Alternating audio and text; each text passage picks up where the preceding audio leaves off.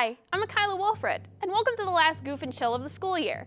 I'm so excited to talk to you about one of my favorite movies that also happens to be on Netflix. This movie is called One Day.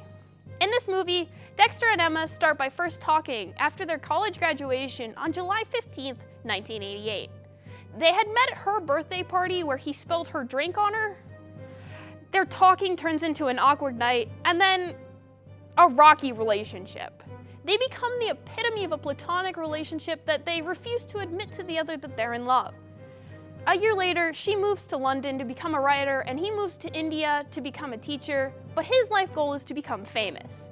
And a year after that, you see Emma working at a Tex-Mex place that she calls the Graveyard of Ambition, and she is showing the new waiter stroke comedian around.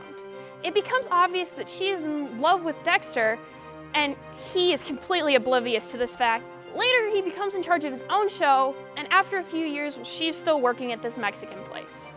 She finally decides to teach, and he gives her those who can do and those who can't teach. And she finally tells him that she loves him, but she doesn't like him.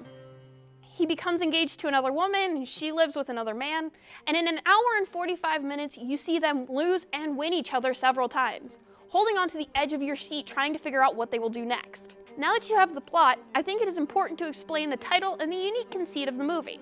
It is a romance, plain and simple, and pretty ordinary. One of the most real love stories I've ever watched. They aren't star-crossed lovers on a boat, they aren't childhood lovers torn apart by parents and then he fixes up a house in hopes to get her back.